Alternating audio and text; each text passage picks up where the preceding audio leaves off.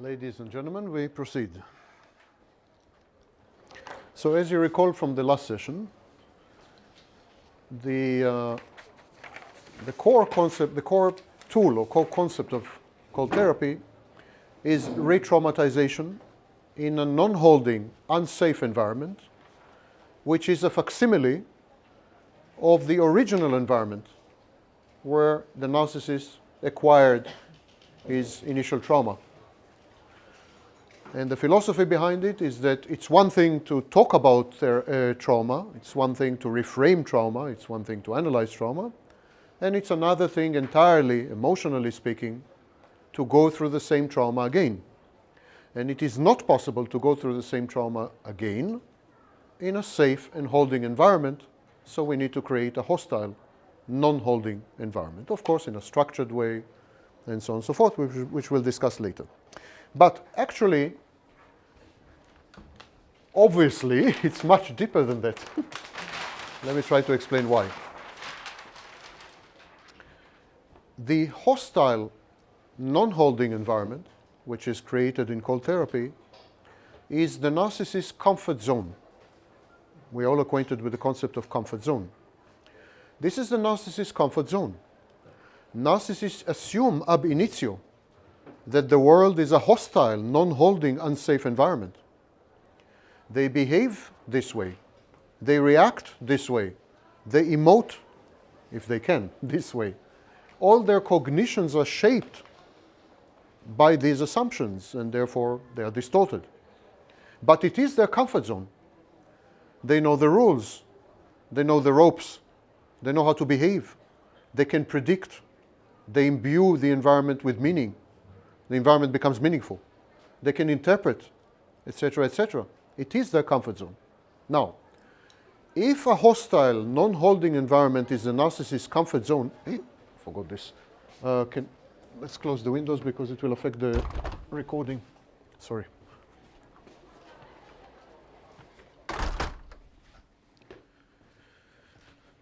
If the hostile, non-holding environment is the narcissist's comfort zone, then, as opposed to other patients, distinct from other patients, narcissists are likely to react less badly in such an environment. If we take a classic trauma victim and we re-traumatize him using cold therapy, we assume enormous risks. We assume risks of decompensation. We assume risks of suicide risk. We assume risks of compensatory, counterproductive or self-destructive behaviors. So we assume huge risks. But when we do it to the narcissist, the risks we assume are fewer. And the risks we assume are fewer because narcissists feel comfortable in hostile, non-holding, unsafe environments. They're used to them, to this kind of environments. In effect, what happens during cold therapy, and now there is some experience, the narcissist develops a repetition compulsion.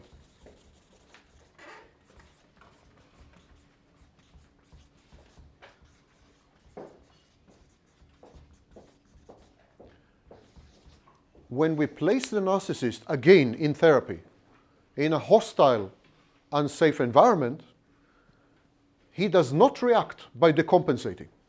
He does not decompensate. He does not disintegrate. All his defenses are fully active. He does not become psychotic, for example. What happens instead, he develops a repetition compulsion. In other words, he begins to repeat emotions, behaviors, and cognitions in kind of a loop. He goes into a loop. He begins to show the same complex of emotions, cognitions, and behaviors, reactive to the environment. These are exactly the same emotions, behaviors, and cognitions that he had adopted as a child. In front of our very eyes, the narcissist forms again the false self, for example. For example, he comes up with grandiosity, structured narrative grandiosity. So he develops a repetition compulsion. He's that child again, and we are able to witness, like in a time machine, as though we are in a time travel situation, we're able to witness the genesis, the psychogenesis of his defenses, of his narcissism, of his grandiosity. Now, why is this important? Again, because while we don't know how to cope well with personality disorders, especially cluster B personality disorders, we have a very rich literature, history, and experience how to cope with repetition compulsion. So if I place the narcissist in cold therapy and force him into a repetition compulsion pattern, I have many more tools to cope with it now. Because repetition compulsion has been analyzed to death, starting with psychoanalysis, early psychoanalysis. Actually, repetition compulsion was coined by Freud. So we have a lot of knowledge on how to cope with this. Additionally, repetition compulsion can be construed or reframed as a kind of obsessive-compulsive pattern, kind of obsessive-compulsive behavior. In other words, repetition compulsion is a ritual. It has ritualistic elements. Because it has ritualistic, repetitive elements, it has very powerful obsessive-compulsive elements. And again, while we don't know how to cope well with personality disorders, we know how to cope well with obsession-compulsion. For example, using cognitive behavior techniques. So, listen, cold therapy is simply taking a condition that cannot be treated and converting it into a series of conditions that can be treated, that we know how to treat. It's as simple as that. I do it conceptually by thinking about narcissism in a different way, but I also do it operationally in the therapy session. I convert the narcissist using coercion and other methods. I convert the narcissist or the narcissist's narcissism into some other phenomena, clinical entities, which we know how to treat. It's pretty simple, the whole principle. Yeah? Now, of course, as usual, April asked a very difficult question. Yes, you did. Sorry. Oh, okay. She asked, what's with this trauma? How do we know which of the traumas? And that's a very, very good question. Narcissists are exposed to multiple traumas on multiple levels, sometimes by multiple people, over a very long period of time. Which of these 2 million traumas is the one? So as you will see, the first stage in cold therapy is identifying the primary trauma. And we do it with a series of proprietary techniques that don't exist in other therapies. And even if this is the only contribution of cold therapy, identifying the primary trauma, I think it's pretty important contribution, if it's the only one. It's not the only one in my view, because I'm not a humble person, but even if it were the only one, it's in itself important, because we have sometimes difficulty to identify originating trauma, the trauma that caused all the cascade of clinical problems. So, of course, that's a question that we deal with in cold empathy. Once we identify the primary or originating trauma, using the tools that we will discuss tomorrow, we can then recreate the trauma. We recreate the trauma first by generating a hostile, structured, of course, hostile non-holding environment, so it resembles the ambience of the original trauma, a facsimile. Then we traumatize within this ambience, again in a structured, controlled way. We traumatize within this ambience. And the idea is not new. The idea is that once the patient emerges from the trauma, intact, survived, is not dead, nothing happened, the patient will have healed. That constitutes healing in terms of trauma. And this is in all trauma therapies. In all trauma therapies, once the patient confronts the trauma, integrates the trauma into his or her life meaningfully, and does not regard it as a life-threatening issue, healing has been achieved. Cold therapy does the same, essentially. The adult narcissist emerges from the recreated trauma, and realizes that nothing happened. He is alive. He survived. It's no longer a life-threatening thing. But then something pretty amazing happens, and it happens. That's not speculation. That has happened to these 40 patients. The amazing thing that happens, their narcissism essentially vanishes. Essentially vanishes. For example, all of them no longer require narcissistic supply, no longer pursue supply. Most of them, not all of them, most of them lost their grandiosity completely, etc. So it seems that the distinguishing hallmarks of narcissism vanish once the person emerges triumphant, once a person triumphs over the originating trauma. Why is that? I thought a lot about it. I asked myself, why is the narcissism shed like the skin of a snake, you know? Why the patient sheds the narcissism? And I think because narcissism is an adaptation. It's a coping strategy, very complex coping strategy, but still it's a coping strategy. It's an adaptation to a specific environment. Once the environment had been proven to be benign, not life-threatening, the adaptation is no longer needed. The narcissism becomes redundant, unnecessary, and obsolete. Now, there is a law in psychology, sort of, and it is the law of mental economy. Patients will choose the path of least resistance, and they will maximize their mental energy. They will allocate mental energy optimally, even if they allocate it to some pathology. Even pathologies are subject to the law of mental economy.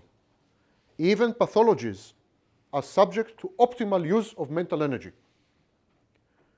So if no energy is needed anymore to cope with the trauma, narcissism becomes an energy-consuming construct that has no function.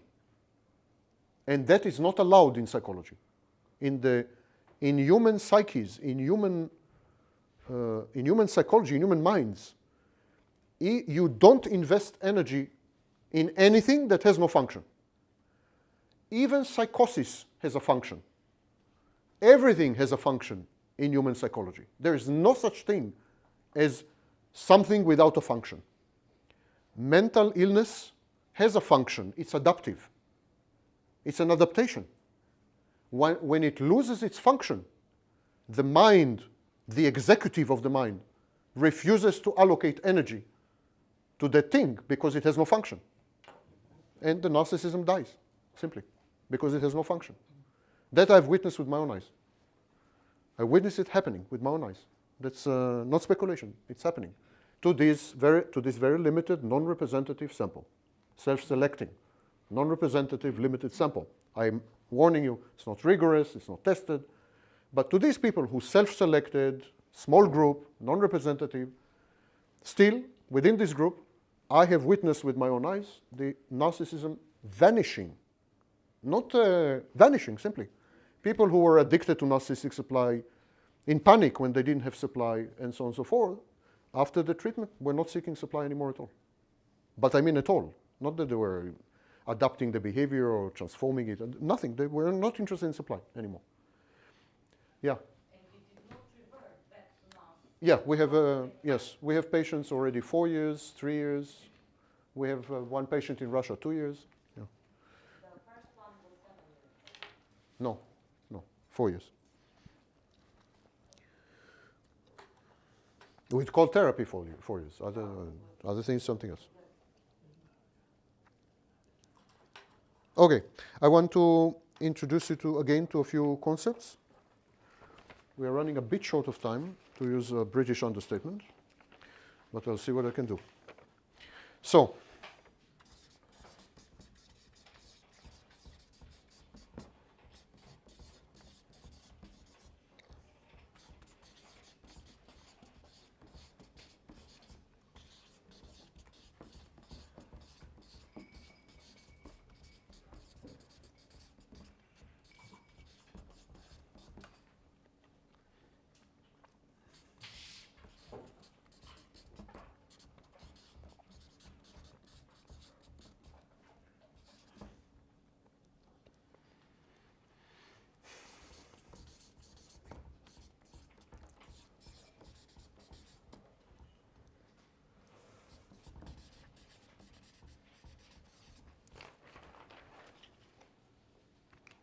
Sorry, I have to compress a lot because I really let it slide. So we're running seriously out of time. So these are the four concepts I would like to introduce you to. Bollas, B-O-L-L-A-S, suggested the concept of unthought known. He said that some patients have know something about themselves, but don't dare to think about it. They definitely don't dare to verbalize it. But they don't even dare to conceptualize it, and they don't dare to meditate on it, and they don't dare to confront it in any way, shape, or form. They isolate the known. It's known. It's not that it's not known. But they kind of firewall it. They isolate it, and they keep it in as a floating globe or bubble somewhere. It's a very interesting concept, which I have used extensively in cold therapy. What I'm doing in cold therapy, I'm converting the unthought known into the thought known. In other words, I'm bringing to cognition, to awareness, sorry, not to cognition. I'm bringing to awareness the unthought known. We'll come to it. In any case, if you want to read more about it, Unthought Known by Bollas, B-O-L-L-A-S. True self. True self is, of course, not my coinage or invention. It was first suggested by Winnicott. And Winnicott's definition of true self is very interesting. I don't know how many of you know, but Winnicott was initially not a psychologist. He was a pediatrician. He was a pediatrician, then he studied psychology. But as a pediatrician, he already started to formulate his theories, which are very influential and very appealing theories, and they resonate with truth, in my view. And one of the things he suggested was the true self. But the thing why I'm mentioning him here is because Winnicott's true self is a child's true self. Winnicott somehow connected true self with childhood. It's a childhood state. There is no, Winnicott does not discuss the true self in adults. And that's very interesting because that's my conception of the narcissist's true self, that it is a trapped childhood state. So that's why I'm mentioning Winnicott. The false self we mentioned before. It's a godlike structure that has the role of loving the narcissist and protecting the narcissist, but also it has dysfunctions, which are important. To signal, the false self sends a signal to the environment, to the social milieu, sends a signal and says, I'm here, give me narcissistic supply. So the false self, one of the main functions of the false self is to elicit narcissistic supply from the environment. And to do that, the false self presents itself as worthy of narcissistic supply. So the false self said, I'm a genius, or I'm very handsome, if it's a somatic narcissist, or whatever. So that way, the false self elicits narcissistic supply. And this process, I call it signaling. It's part of signaling theory in psychology. So signaling. Decoy. Another role of the false self, especially in childhood, but not only, in all processes of re-victimization. Decoy means it is the false self that absorbs the pain. When the narcissist is punished, victimized, traumatized, abused, or he thinks that he is punished, victimized, and abused, it is the false self that absorbs these shock waves. And this is the decoy. In other words, the false self absorbs the pain, not the narcissist. Because remember, the false self is God. The false self is invulnerable. The false self cannot experience pain. You can do nothing to the false self because it's invulnerable, it's impregnable, it's firewalled, it's protected, it's godlike. So the narcissist says, let the false self take the pain. That way I will not experience pain. But of course, this emotional distancing, this firewalling, applies to all emotions. Because you can't isolate one emotion and say, okay, I'm going to experience love, but I'm not going to experience pain. It's not possible.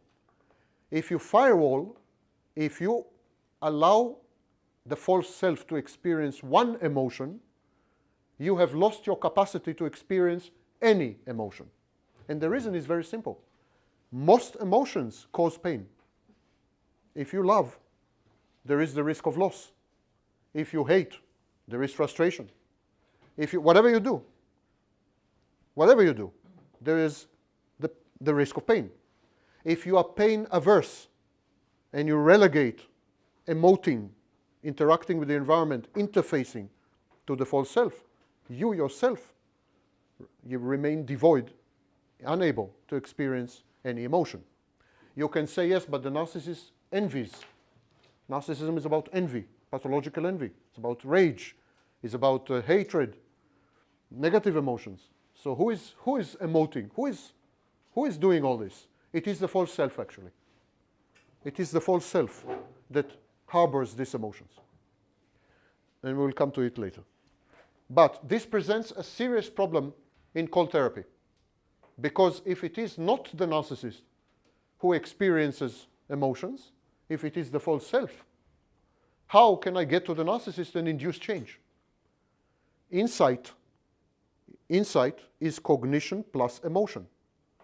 If the emotion is missing, how can I induce change in the narcissist? If there is a buffer zone, a demilitarized zone that I cannot cross, how will I ever get to the narcissist? And that's a major problem in cold therapy. One of the reasons to create a hostile, non-holding environment is actually to provoke the false self to such an extent, to put such stress and pressure on the false self that it collapses. To overburden the false self, to overload the false self. Think about it like electricity. You know, it's like electric chair. I'm putting the false self on an electric chair, and then 120,000 volts. Of course it will fall apart. That's the idea. The false self normally copes with this problem, and then in a few minutes with this problem, in a few minutes. But imagine that simultaneously the false self has to cope with 1,000 problems. You know, it will simply overload and die, stop working. So I'm generating the compensation on the false self perimeter so that the defense falls and the narcissist remains utterly exposed, vulnerable, without any defense. Clearly, it's an extremely dangerous procedure. Clearly. Because the narcissist is not able to cope with pain, however minute. So we will see how the situation is managed. But at this stage, we're in the philosophy stage. So I'm explaining to you why some things are done. Another role of the false self is to reinterpret. Reinterpret. Reinterpretation means that the false self takes behaviors and traits of the narcissist and renders them laudable, commendable, socially acceptable, superior, wonderful. In other words, the false self reinterprets behaviors and traits of the narcissist in an ego non-discrepant way, in an ego-supportive way. Ego, not in the Freudian sense, self-supporting way. So, for example, I'm a narcissist and I sadistically criticize my wife. Now that's not a very laudable and commendable thing to do. But the false self will reinterpret my behavior and will say that I'm actually being altruistic. I'm doing it for her own good. I'm trying to help her. Look what a great guy I am. I'm on the moral high ground. So I'm reinterpreting. That's a function of the false self. The false self will always reinterpret traits and behaviors of the narcissist in a manner which is congruent with the narcissist's grandiose fantasy and self-image. In other words, the false self, one of the false self functions is to reduce ego discrepancy. And in this way, the false self has classic ego functions, fulfills classic ego functions. Narcissists the ego of the narcissist is dead. That's the joke, that's the irony. Narcissists have no ego. They are egoless. The ego of the narcissist is completely dead.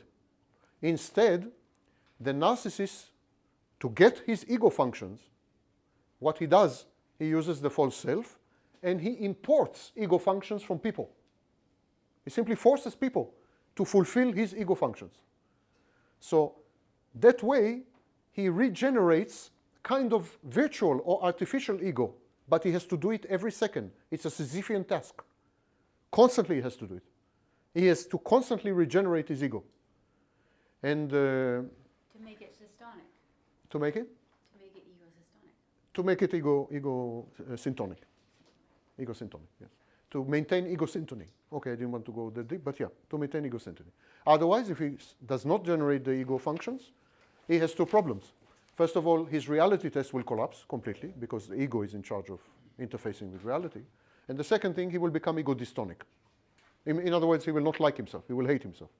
And he will become very self-destructive. It's part of the decompensation. Again, I'm mentioning it precisely because of this reason. If I disable the false self, the narcissist has to face himself in a mirror.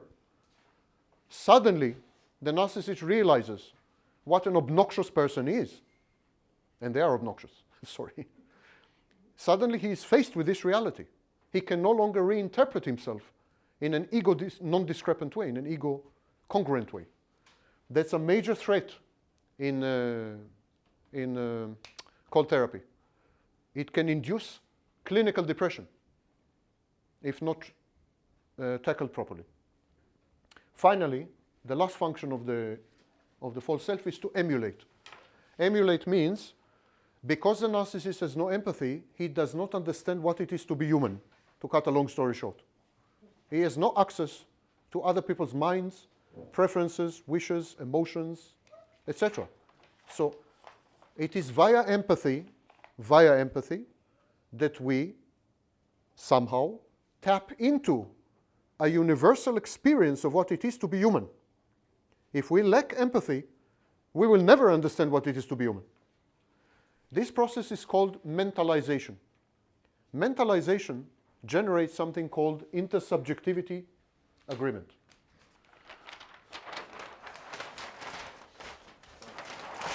Short diversion, and we go back to that page.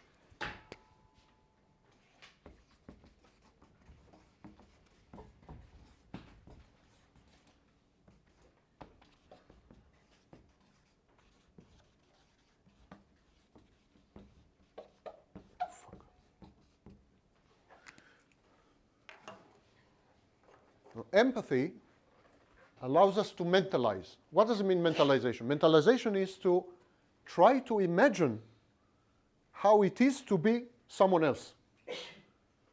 That's the process of mentalization. We try to conceive or to imagine or to reconstruct or to deconstruct and reconstruct or to interpret, depending which school of psychology you believe, how it is to be someone else. Once we have amassed enough instances of mentalization, we then generate a rule. And this rule is called intersubjectivity agreement. It is a rule about how human minds work. It is a model of the world. It's called the internal working model. It's a model, so this is the IWM, the internal working model. It's a model of the world. It's a model of how other people work. So, for example, if I see you cry, because of the cost of the seminar probably, so if I see you cry, then if I have all this, if I have mentalized as a child and then I created the intersubjective agreement, which is actually a set of rules on how human minds work, and then I created an internal working model, then I would know that you are sad. And because I experience sadness myself, I would be able to put myself in your shoes and I would know that you are sad and I would have an emotional reaction to your sadness and so on and so forth. But if this stage is missing because I don't have empathy, remember all this starts with empathy. That's the tool. Imagine I don't have empathy. If I don't have empathy, I cannot mentalize. If I cannot mentalize, I don't have an intersubjective agreement. And my internal working model is about me, about the world, but not about others, because I have no knowledge about others. I have zero knowledge about others. So here comes the false self. So one of the roles of the false self is to emulate. Emulation means, exactly like in computers, emulation means, okay, maybe I don't know what it is to be a tornado, or a hurricane, but I can simulate them on a computer. The false self simulates humans. It's a human simulation program. it simulates humans. So what the narcissist does is he accumulates observations. He observes people, how they behave, their facial expressions, body language, what they say about what they feel, etc., etc. Then the narcissist builds these enormous tables, databases, relational databases. And in these enormous databases, he correlates visible, observable behaviors with statements made by people when these behaviors were exhibited. So he has these correlations, million correlations. And then when you cry, the narcissist would go into these databases and he would search for all the instances of crying. And he would say, wait a minute, people can cry because they're sad, because they're happy, because they are under stress, because they've hit their toe, or stubbed their toe on the door. Okay, so this is the list of all possible instances. Now let's try to narrow it down. This guy did not stub his toe on the door, so I can eliminate that. He doesn't look too happy, I can eliminate that, and so on. It's a process of search. It's exactly like computer. Database search. In internal Google. An internal Google of observational correlated data. That is not the process with healthy people. With healthy people don't have these databases. What they do have, they have a mental image, a model, a mental image of the world and of its occupants and inhabitants. And this model is a little like a computer game. So if you want computer analogies, healthy people have computer games. Narcissists have databases, relational databases. And that's a totally different experience because computer games are utter simulation of the world and the knowledge is immediately accessible at all points, while databases require search and deduction and correlation and so on. So the false self role is to emulate. And emulation is done with these emotional resonance databases and also with cold empathy. To obtain information from the environment, human environment especially, the narcissist uses cold empathy. Unfortunately, cold empathy has no emotional component, so cold empathy can teach him nothing about emotions. It can teach him a lot about cognitions, can teach him a lot of physical rules of the physical world, but it can teach him nothing about emotions. So narcissists would never use cold empathy to deduce the existence of emotions. First of all, because it's a meaningless exercise. He himself has no access to his emotions. But secondly, because it's the wrong tool. Cold empathy does not allow. Has nothing to do with emotions. But what we will use cold empathy for is for survival. So children who are abused by their parents use cold empathy to scan the parent, to predict whether the parent is in a bad mood, good mood, is going to abuse them, not going to abuse them. They use cold empathy for scanning and for prediction of the parent's behavior or misbehavior. So it's a survival technique. Later on, narcissists and psychopaths will use cold empathy to scan for vulnerabilities. Simply they scan people for vulnerabilities, chinks in the armor, penetration methods. They scan people to know how to leverage them or manipulate them. So cold empathy has very little to do with real empathy. Real empathy is a tool to construct a working model of other people and access to their, ostensible access to their minds via the intersubjective agreement. Cold empathy has nothing to do with it. Cold empathy has to do with manipulating people, finding the buttons to push to obtain optimal result. An optimal result according to the narcissist's wishes and values and so on. Some of this stuff is sounds like science fiction because the narcissist is, I always claim that the narcissist is a form of artificial intelligence or alien or something. It's really very difficult to grasp. Yeah. Okay. Today, when narcissists go to therapy, at least according to most of the textbooks, these are the goals of therapy when narcissists go to therapy. To modify the narcissist's behavior so that the behavior is less destructive to others, self-destructive, counterproductive, and so on. Less abrasive, less aggressive, less violent. To modify the behavior so that it's more socially conformal, socially acceptable, and to obtain better results. To be more goal-oriented in a good way. So behavior modification. I'm quoting from the Oxford textbook of psychiatry. So behavior modification. The second realistic goal in therapy is reconciling the narcissist's lifestyle and choices with his pathology. Pay attention. Even academic textbooks don't claim that anyone can treat the pathology. You just say, you need to reconcile the lifestyle and choices with the pathology. Pathology is given. Now work around it. Find somehow a way to. Then setting an extended time frame.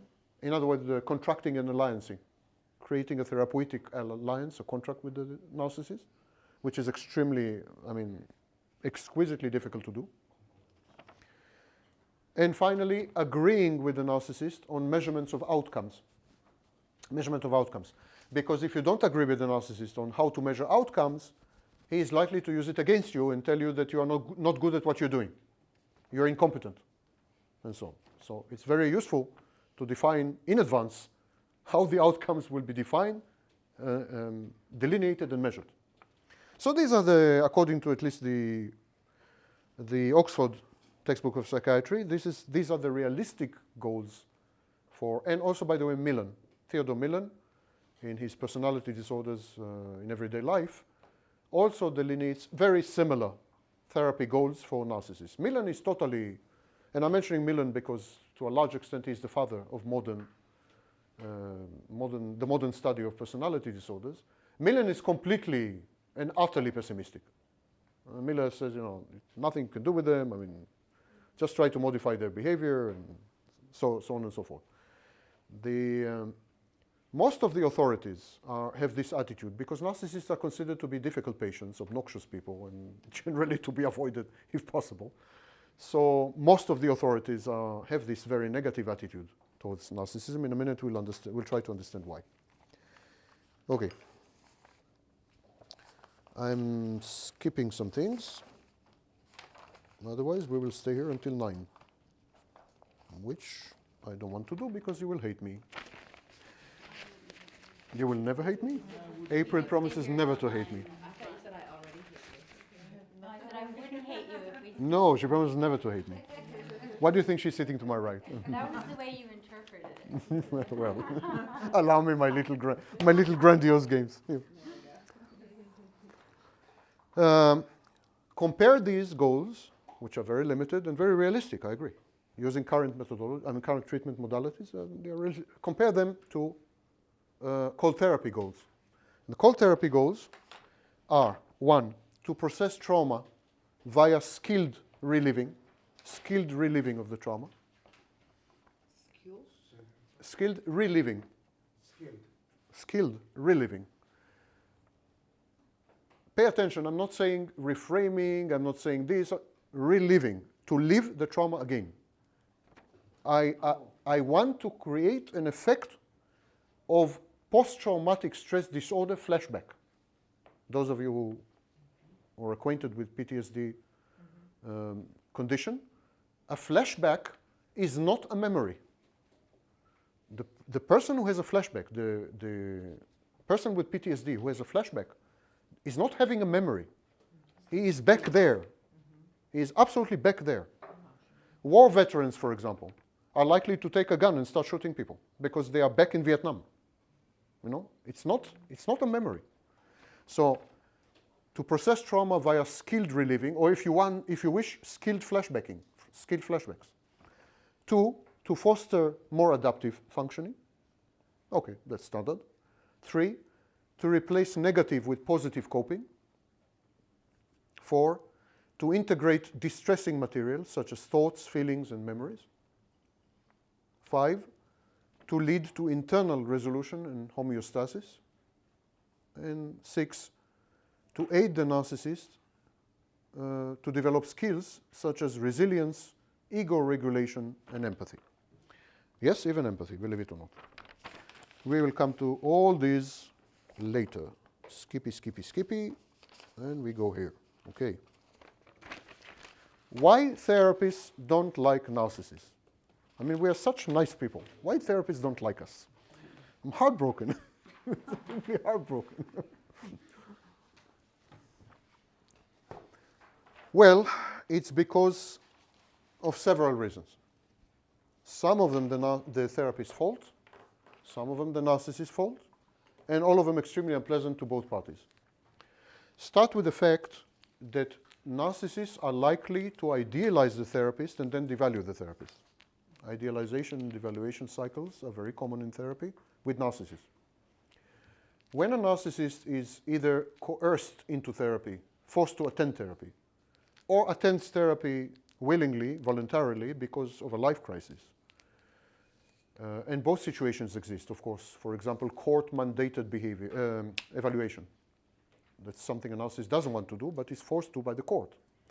Or to be released from prison, he has to attend therapy. Or his wife insists that he goes to therapy. So these are coercive situations. And sometimes narcissists attend therapy willingly when they see that, you know, they keep failing, keep going through life crises, they've hit rock bottom several times, and so on. That happens. So, but whenever they attend therapy, they need to idealize the therapist. They need to. Because the narcissist has a sense of entitlement. He is entitled to the best. He is entitled to the first. He is entitled to the most famous therapist, most accomplished therapist, most beautiful therapist, most amazing therapist, etc., etc. Inevitably, he idealizes the therapist. Then reality intrudes, and the narcissist's own need to maintain superiority, grandiosity, and ego non-discrepant false self, these needs intrude, and then he has to devalue the therapist. He has to reassert his superiority over the therapist. It's a power play and a mind game. And the therapist is at the receiving end of these idealization and devaluation cycles. Now, skilled, experienced therapists cope with it. It's not pleasant, but they cope with it. But many, many therapists cannot cope with it because idealization is intoxicating. They love the feeling. It's simply intoxicating. To be at the absolute center of attention and center of another person's world, even if it is a narcissist, is an inebriating, intoxicating feeling that is very difficult to give up. Once the narcissist idealizes the immature therapist, or the narcissistic therapist, or the inexperienced therapist, many therapists fall into the trap of the idealization because it feels absolutely otherworldly. It feels good. And they become addicted to the idealization. When the narcissist begins to devalue them, they try to regain the idealization by compromising themselves, by acting in accordance with the narcissist's expectations, wishes, demands, just to please the narcissist, to regain that feeling of being idealized. In a way, it's supply. Yes. So, idealization, devaluation cycles. Codependent supply. It's part of transference, countertransference, in fact, which is the next item. The next item is transference, countertransference. Many psychiatrists, therapists, they really become narcissists. I wouldn't go that far, but everyone has narcissistic defenses, and yeah. The next issue is kind of variant on the first issue, and that is transference and countertransference. That is encountered in every therapeutic setting and interaction. Again, with the narcissist is very different because the narcissist transference is not a typical transference. In a typical transference, the patient forms expectations and projects onto the therapist certain figures and important figures, significant figures in his life, for example, his parents or whatever. But the transference in the case of a non-narcissistic patient, the transference is not very forceful, it is subtle. It's in the air. It's via social cues and via verbal sleights of hand, and it's kind of ambient. Not so with the narcissist. The narcissist transference is forceful, aggressive, demanding, and punitive if it is not fulfilled.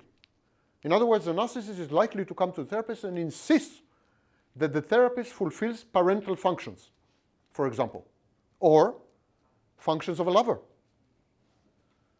Whatever the transference is. Narcissists are insistent on the transference. Similarly, it's very easy for the therapist to develop counter-transference in these cases with narcissists because of the aforementioned idealization. Idealization is a subspecies of a more general phenomenon known as shared psychosis.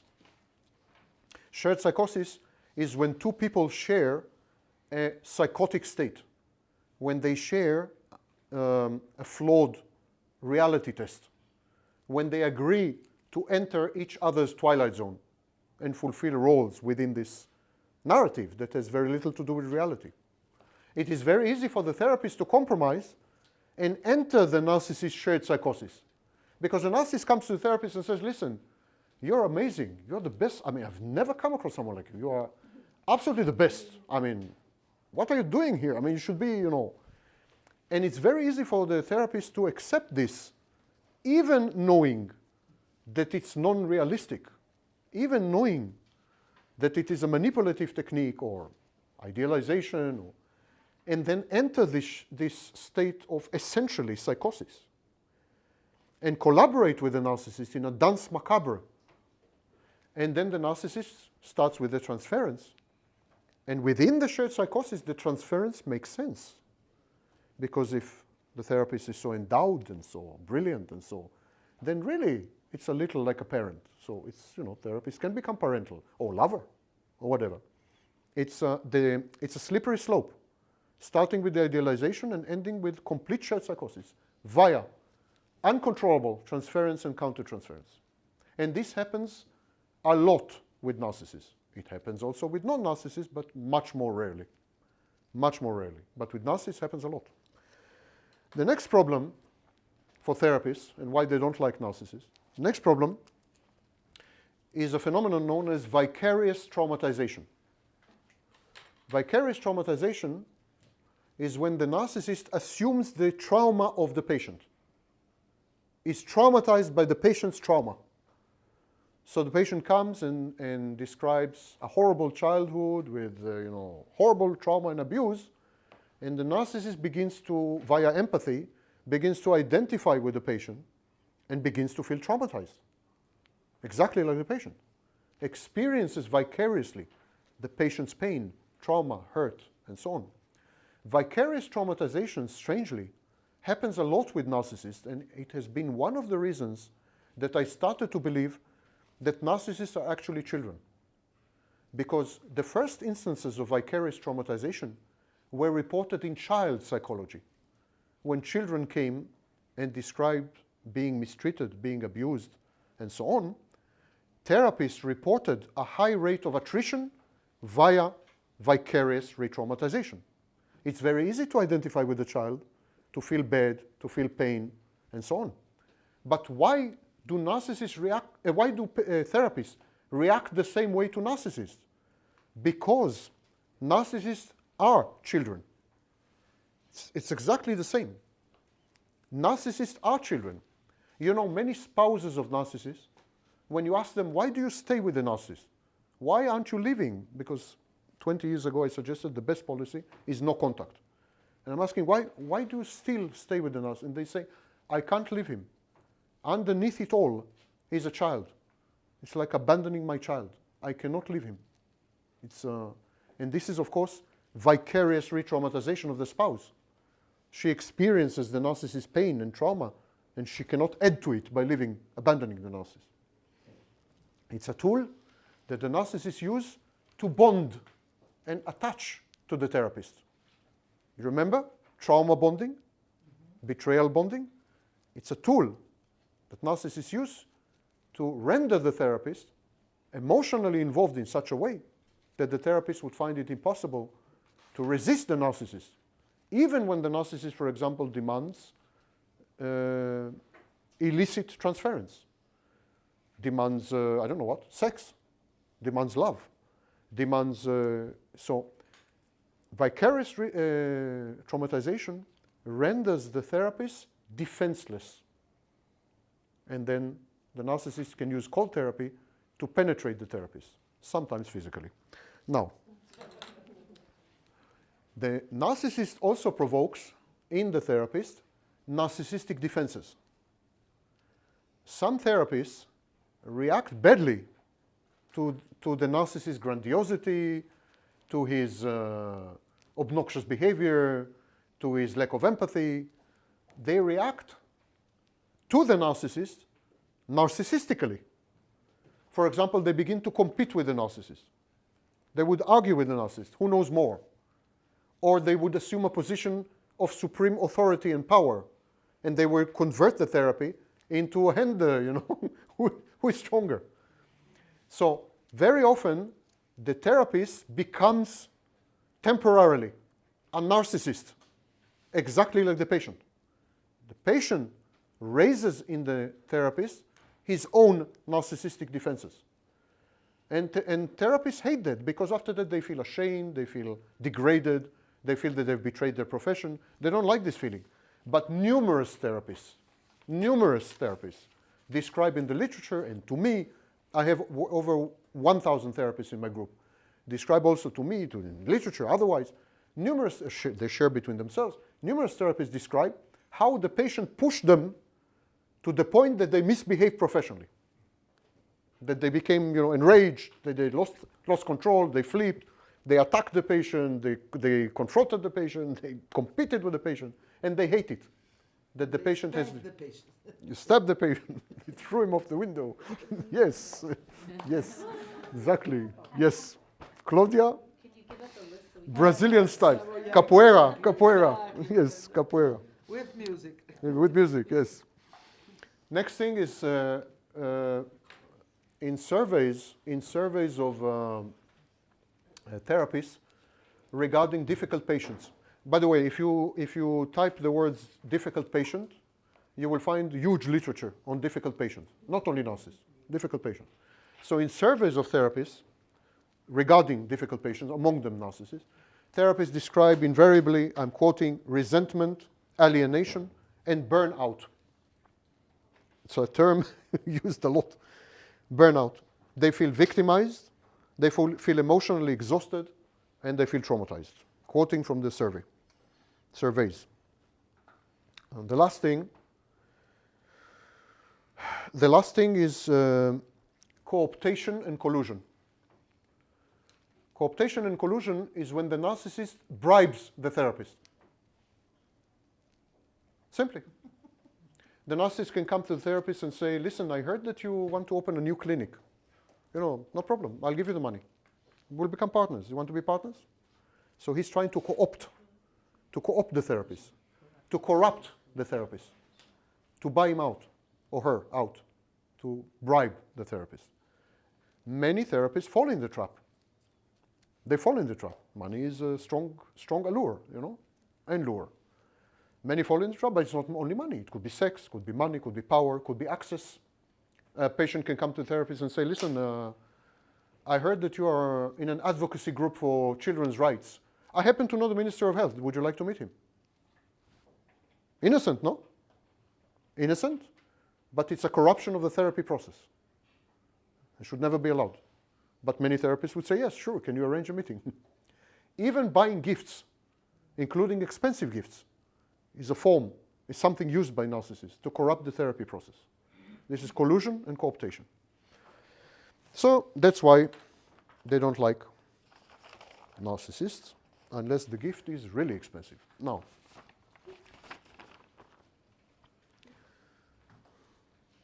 let's talk about problems in cold therapy. What are the problems of cold therapy? Tomorrow we'll start actually with cold therapy. Tomorrow I will begin to discuss technique after technique. The philosophy of each technique, how it's used, a little impromptu demonstrations and so on. So tomorrow we'll discuss techniques.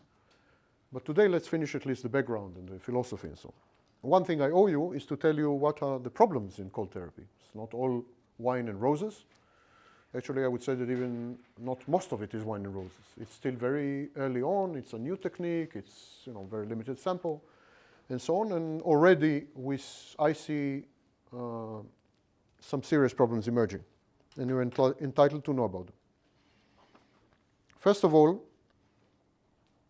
the technique uses existing features of narcissism to fight narcissism. Existing features to fight narcissism. For example, the technique leverages grandiosity. And I'll give you an example how the technique does it. So you come to the narcissist.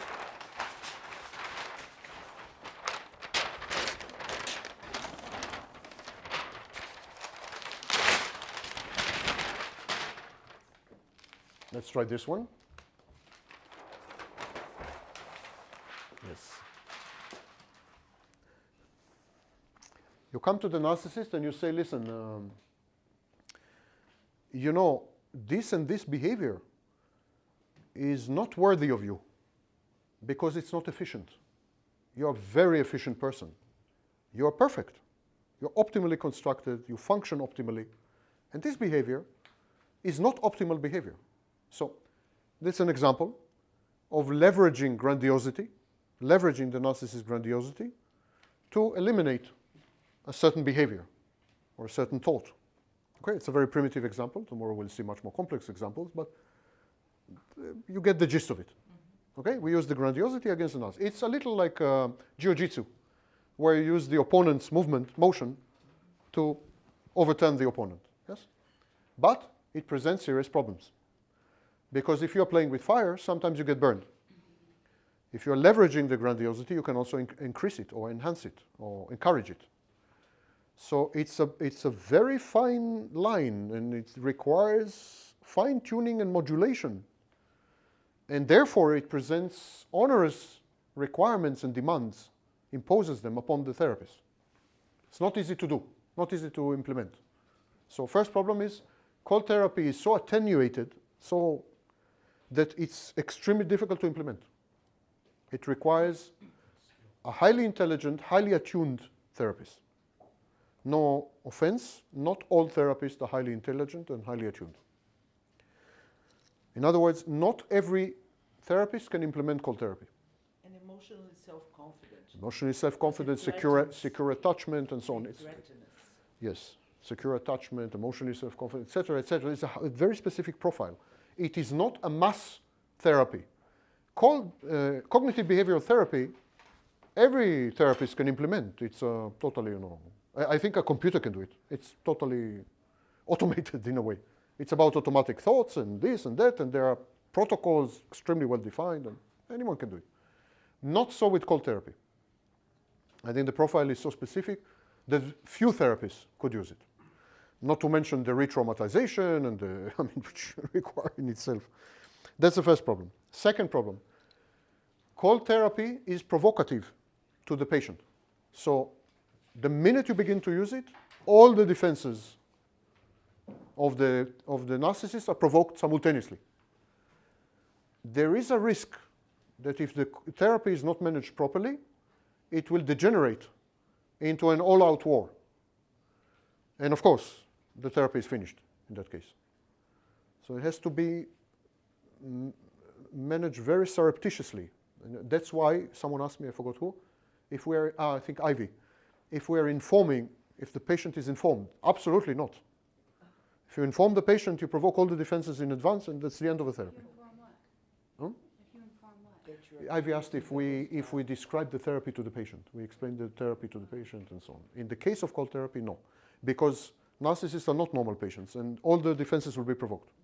So we keep them in the dark, and it's done very, therapy itself is done very surreptitiously, very subtly. It sounds like a stupid question, but obviously you would have consent. Yeah? Sorry? You would have their consent. They wouldn't know the details of the... Listen, when a patient comes to any other treatment modality, they don't get an extremely detailed description of the therapy, and they don't sign consent specific to the specific techniques and procedures and so on. The name cold therapy is mentioned, and if they are extremely curious, they can go online, and as they do with cognitive behavior therapy or anything else. It's not common practice to to educate the patient to the point that he has the same knowledge like the therapist. It's not common practice in any modality. In any modality. In our case, in cold therapy case, it's absolutely counterproductive and destructive to introduce the patient to the intricacies of the therapy. So it's not a normal patient. I mean, it's not a typical patient. It's a patient who already comes to the therapy with his defenses up. Just the act of coming to therapy is enough to provoke his defenses. So if I begin now to talk to him about, I mean, it's the end of the story. First of all, he will begin to compete. He knows better, I know better, I'm wrong, he's right. I mean, no, I'm finished. Therapy is finished. I have to overcome his initial resistance to being in therapy at all, because therapy implies superior, inferior, implies that I know something he doesn't know. You know? If I begin to brief him, I am acknowledging my superiority, because it means I have something to give him. Do you know therapists react very badly to advice? Narcissists react very badly to advice. If you go to a narcissist and say, listen, I have an advice for you. I don't need an advice. Who the hell are you? What do you think? Who do you think you are? What do you think you know that I don't know? Etc., etc. Advice. Well-meaning advice. You know? Do you know that narcissists can drive a car for 6 hours and will not ask for directions? They will use GPS, they will use maps, they will use, but never, not stop the car and ask for directions. Because it implies superiority, inferiority. Now imagine that I tell him, listen, I'm going to brief you on a new treatment modality. Who the hell are you? I mean, there's nothing I don't know. I'm omniscient. It's not, cannot be done with narcissists. So the second problem is this extremely strong resistance, ab initio and extremely strong defense, psychological defense mechanisms which are triggered at every stage. The next problem is the narcissist's cognitive distortions and cognitive deficits, which make it excruciatingly difficult to reason with him, analyze things, agree on a common reality, and literally do anything else. Narcissists have primitive defense mechanisms like splitting, projection, projective identification. They have magical thinking. They have a relatively failed reality test. They have cognitive distortions on multiple levels. It is, in other words, like talking to a 6-year-old. Simple. Simple. That restricts the repertoire, restricts the repertoire of cold therapy. Numerous tools that are available to us with adults are not available to us with narcissists, because they will get lost on the narcissist, or maybe even provoke him. Next thing is the narcissist victim stance. Narcissists always have to cast themselves as victims and so on. And in cold therapy, the victim stance is provoked on day one, because the therapy consists of a hostile environment, not safe, not holding, in which the patient is traumatized. The irony is that this time the victim stance is justified because the narcissist is being victimized.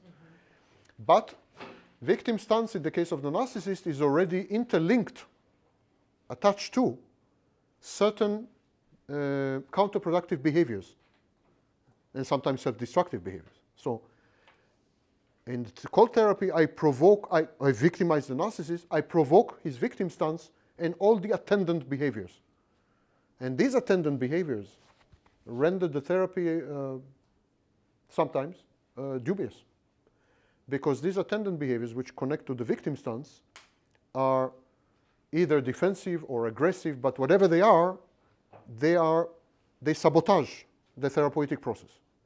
So it is important to victimize the narcissist and yet to lead him to believe that he is not being victimized. So extremely, you will see when we come to the tools. I had to develop these tools precisely because of the intricacies of the narcissist's mind. See, very fine art. Very. It's you can't imagine. If I do, it's like it's like lose-lose situation. If I go there, I will provoke this. No, wait a minute, I cannot go there. I go there. No, wait a minute, I'll provoke this. It's a mess, you know. So, for example, I have to victimize him, and all the time make him believe that I'm actually upholding his grandiose, fantastic self-image. All the time.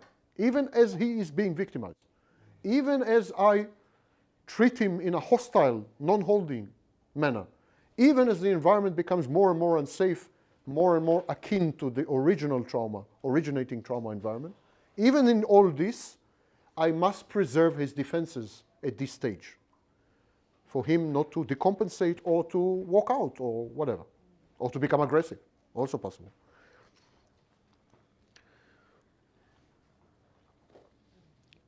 The next problem with the, so I'm describing to you honestly the problems with cold therapy. It's a very intricate treatment modality because of the intricacy of the patient. The next problem is the narcissist's automatic thoughts. Everyone has automatic thoughts, we all know that. Some of them are self-defeating thoughts, self-destructive thoughts, self-defeating thoughts, automatic thoughts associated with depression, for example, or such, and some of them are positive thoughts. So in the case of the narcissist, first of all automatic thoughts are self-defeating in a way. Even his positive thoughts, I'm a genius, I'm the best, I'm the one and only one, even these thoughts, of course, are self-defeating because they make him fail the reality test. They divorce him from reality, and therefore he cannot act efficiently on and in his environment. So all his thoughts should be eradicated and burned at the stake.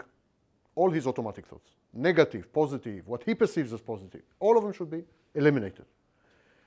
And many of these thoughts are paranoid thoughts, schizoid thoughts, grandiose thoughts, etc., etc. So of course they should be eliminated. Here's the problem.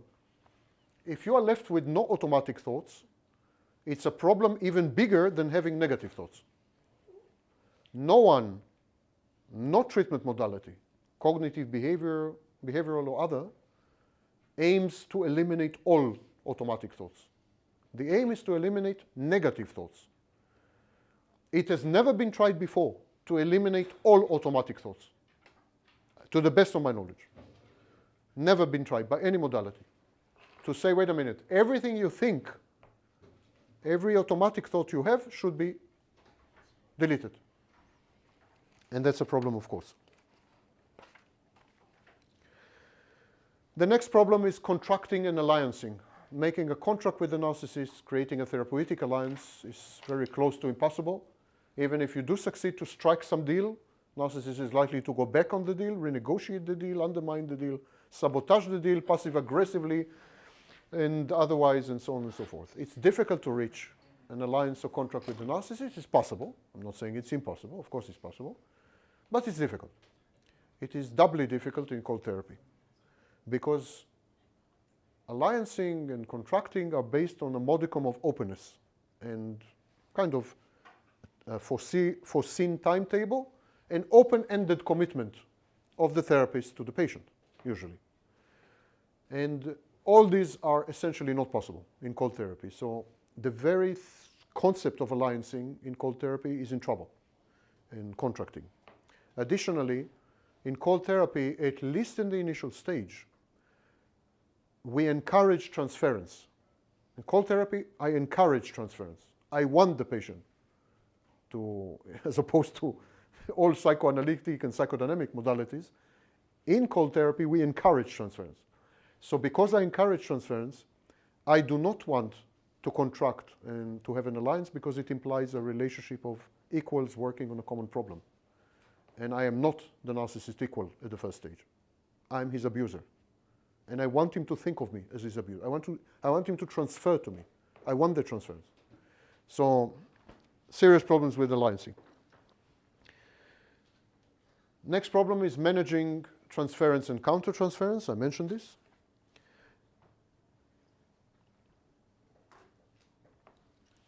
A serious problem in cold therapy. These are all problems that I encountered. These are all problems that I came across with these 40 people. All of them. Even as recently as a few days ago. So one major problem is that since cold therapy is confrontational, absolutely confrontational at the initial stage. After that, no, it's collaborative. But at the beginning, there's no collaboration. That's why there's no need for alliancing. At the beginning, it's not collaborative, it's confrontational. Because it's confrontational, it encourages in the narcissist persecutory delusions.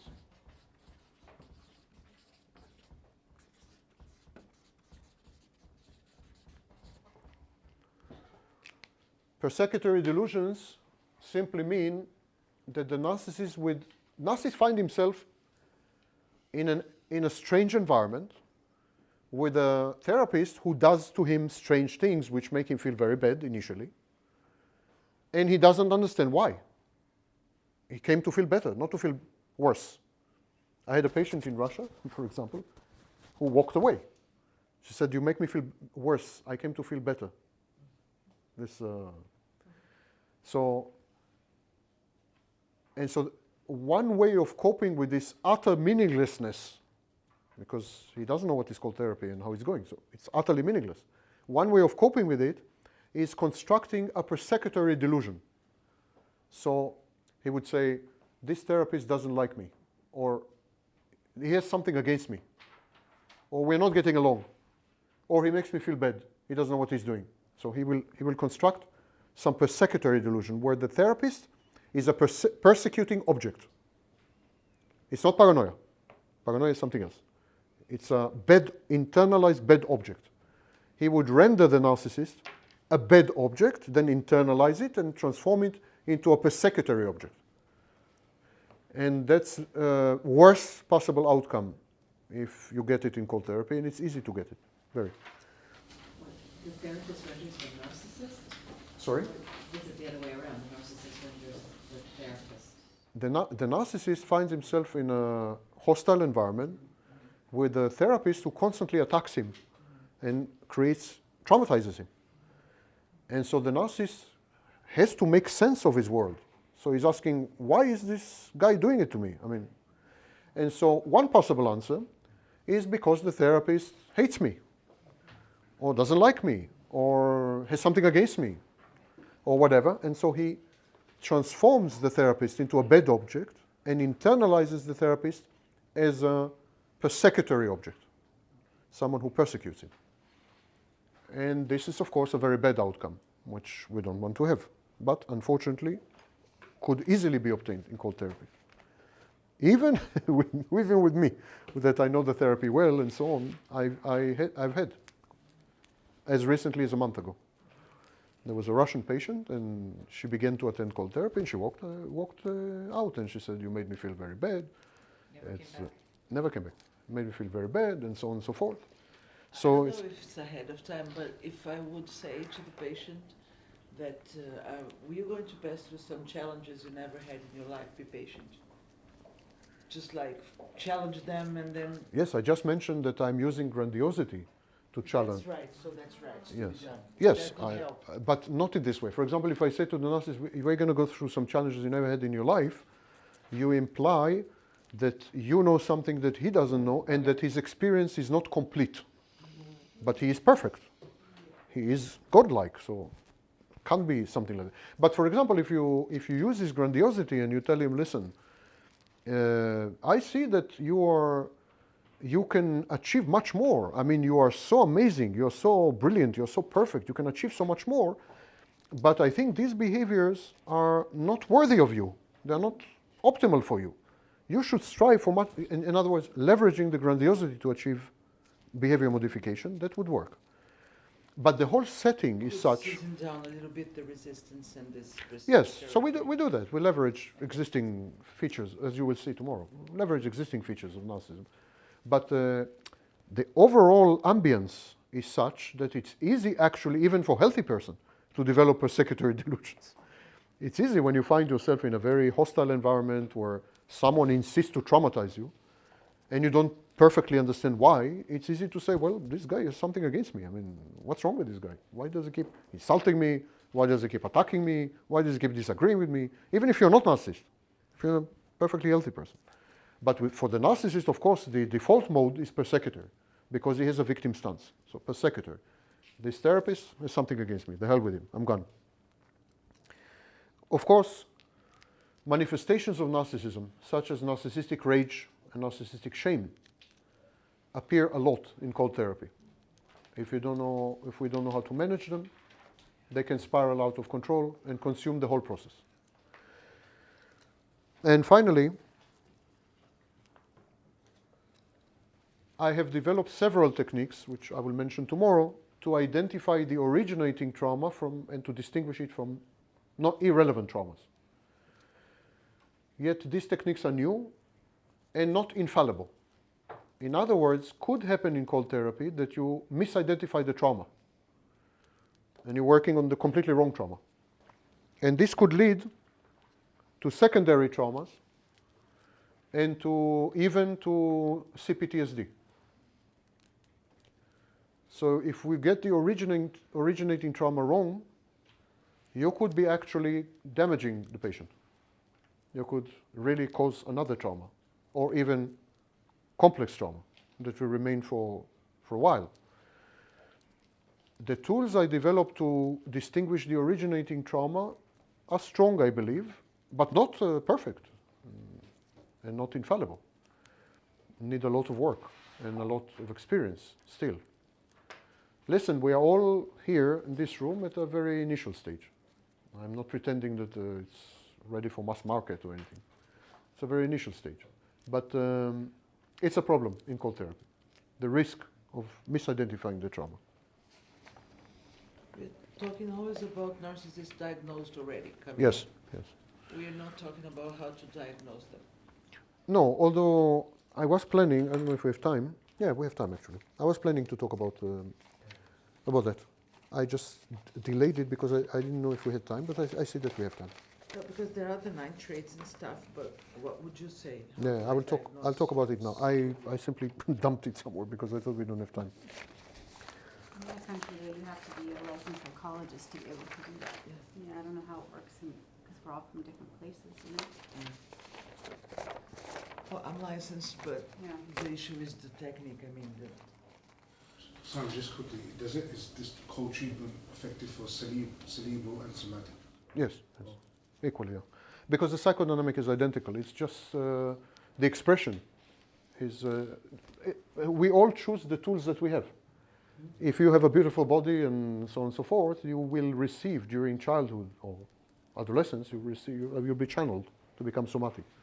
If you have a great brain, then you become cerebral. It's simply choice of tools. It's totally instrumental. It's not clinical. It's instrumental. And by the way, there is no type constancy. That means cerebral can become somatic and revert to cerebral. It depends on circumstances. So if a cerebral, for example, loses his intimate partner, he will immediately become somatic in order to capture the next intimate partner and in order to obtain, to salve his wounds with immediate supply. So cerebrals can be somatic. Somatics might have more difficulty to be cerebral because they need a brain. And many somatics are much better downstairs than upstairs. So that might be a problem. But for cerebrals, it's less of a problem. Yes. So there is this section that I thought that we have no time, and I relegated to the dustbin. But now we have time, so we can discuss it. I am not going to discuss the various legal requirements for diagnosing narcissistic personality disorder. Each country has its own, but overall I would say that in the vast majority of countries you need to be a licensed clinical psychologist and preferably with training as a diagnostician, specific training, in order to diagnose narcissism. The problem with the psychological tests available to diagnose narcissism consist essentially of 2 groups. One group is self-reporting tests and structural interviews. And these would include, for example, the Narcissistic Personality Inventory, NPI. The problem with self-reporting tests, which exists for narcissism and for psychopathy, in antisocial personality disorder, or more precisely psychopathy, we use PCLR, developed by Hare in Canada. PCLR is essentially a self-reporting tool, although it has another part, which is where you ask people who know the psychopath to talk about him. But it is a self-reporting tool, and NPI is a self-reporting tool. And of course, narcissists and psychopaths are either pathological liars or have very little to do with reality and self-awareness and self-assessment. So I think that self-reporting tools are a joke when it comes to narcissists and psychopaths. Absolute joke. But they sell well, and those who invented them made a lot of money. So I'm happy for them. But they are not, absolutely not, in my view, diagnostic tools at all. I mean, it's not that they are weak or not weak. In my view, NPI is utter, excuse me for the expression, bullshit. We have the other group is a more rigorously constructed group of tests. For example, the MMPI-2, which has a narcissism dimension. And these rigorously constructed tests are far better. But even their validity when it comes to narcissism is not something to write home about. Even these tests. And these tests include tripwire questions, and they include safeguards inside the test to prevent falsifying the test or training for the test. There's no such thing with MMPI-2. You can't train for MMPI-2. It's essentially because there are many hidden questions that you, unless you have a supercomputer for a brain, because MMPI-2 is 680 something questions, and all of them are interrelated. To interpret MMPI-2 would take between several hours and several days, depending how many modules you administered. So unless you're a supercomputer, there is really no way to cheat on MMPI-2. But even that, the validity, measured validity, I mean statistical validity for MMPI-2 with regards to narcissism exists, but nothing hysterical. It's very difficult to diagnose narcissism, pathological narcissism, and narcissistic personality disorder based exclusively on psychological tests. So then what comes into play is the presentation, the presenting signs and so on. The patient comes to the clinic or the office or whatever, and it is all up to the skill, experience, and personality of the therapist to evaluate the patient as a potential narcissist.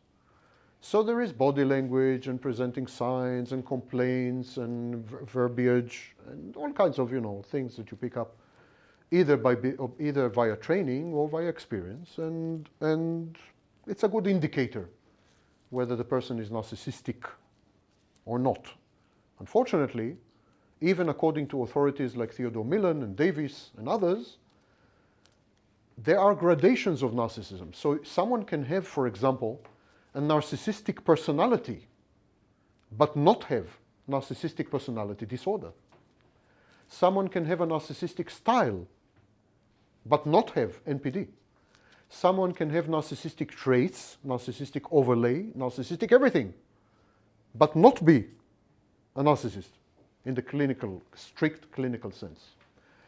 The situation is so bad that there are even debates whether pathological narcissism, NPD, is actually a culture-bound syndrome, whether it's a clinical entity or not. There's even debate about this. Because you can't capture it. It's a problem to capture it somehow. So there are clinical interviews, structured interviews and non-structured interviews, anamnesis and taking the history of the patient and so on. For example, a high rate of failure in interpersonal relationships and interpersonal interaction is indicative. How it's called? Desultory history. When the patient changes a lot of jobs, a lot of, can't stay still anywhere.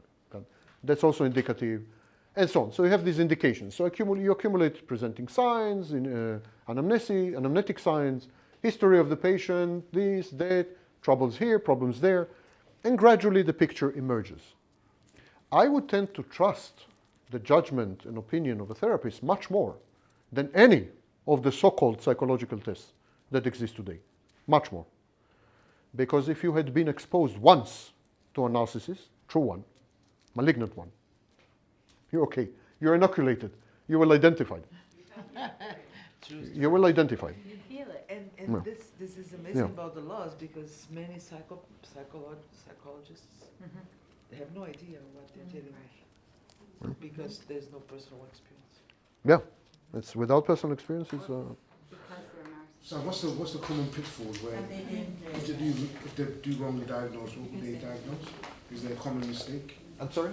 Is there a common error in diagnosing, like would they misread a narcissist for something else? First of all, it is very easy to confuse narcissism with some other mental health disorders. Is there one common now? Or is it, could be... So, second, be patient. But it's very easy to misdiagnose. I'll give you an example. The manic phase of bipolar 1, the manic phase, can be easily confused and confuted with narcissism. Easily. The patient is grandiose, desultory, has trouble with interpersonal relationships. Manic phases in some bipolar patients can last for months. If they present during the manic phase, many therapists would make the mistake and say they're narcissists. Similarly, it's rather easy to confuse and confute Asperger's with narcissism. Asperger's can be confused with narcissism because of the apparent lack of empathy, misreading of social and other cues, problems with interrelatedness and interpersonal issues, constricted communication style, sometimes grandiosity, and so on. So Asperger's can be misdiagnosed, and so on. I can give you a long list. If the therapist is not experienced, has not been inoculated, has not been exposed, then he can or she can misdiagnose. That's the first problem. The second problem is that narcissism is not a snapshot, it's a video. Narcissism is not a stable disorder. It's not, for example, like, what example can I give? I don't know, dementia. Or it's not a stable disorder in the sense that narcissists can come to one session and be absolutely self-effacing, charming, modest, amazing, humorous people. Mm-hmm. And then the next session, be obnoxiously grandiose, attacking, superior, etc., etc. And when I say one session and one session, it can also be 5 sessions and 5 sessions. It's a problem. It is a flux, a disorder in flux. And this is because pathological narcissism is focused, centered, and revolves around one thing only: obtaining supply. Whatever it takes. If I need to be modest to obtain supply, I'll be modest. If I need to be grandiose to obtain supply, I'll be grandiose. If I need to be charming, I'll be charming. I need to be obnoxious, I'll be obnoxious. Whatever does the job. There is no constancy, characterological or other constancy. Narcissists are phantasmagoric. They are myriad. They are not one. And it's very difficult to say, all narcissists behave this way. It would never be true, absolutely true. And so it also makes it extremely difficult. Asperger, I don't know, bipolar even. Even bipolar, if you are sufficiently long with the patient, sufficiently long time, that's it. It's a stable disorder in the sense that it's manic, depressive, manic, depressive, manic, depressive, period. It's stable. Stable pattern. Not so with narcissists. Actually, people who know narcissists completely disagree about him. People who know. His wife, his best friend, and his the grocery store guy. You talk to one of them, they say, what an obnoxious, horrible person. You talk to the other one, he says, the most charming person I've ever met. He's amazing. He helped me. He was so kind and so empathic. You talk to the third one, he says, he is very cold and detached. You talk to the fourth one, he's so emotional. He's always crying at movies. And, it's like there's nothing, not one thing that is like stable. It's a bloody mess, And it makes diagnosing the narcissist and so on, let alone treating him, very, very difficult, unless you understand that it is an optimizing machine. I think of narcissists using this metaphor. It's a device. It's an extremely sophisticated device with an amazing shape-shifting software. But it's a device. It's a device for maximizing the extraction of narcissistic supply from other people, whatever it takes. So if I observe only this feature, that feature is constant. If I'm modest to obtain supply. If I'm immodest to obtain supply. Ultimately, if you wait long enough, the demand for supply will come. And if you watch a plethora of behaviors, totally incompatible with each other, but all of them end with the demand for supply, you have a narcissist. I hope I made it more clear. I would like to take the remaining 15 minutes to discuss the typology of narcissists. First of all, I encourage all of you to read the alternate model of narcissism on the DSM-5. It's available on my website, here.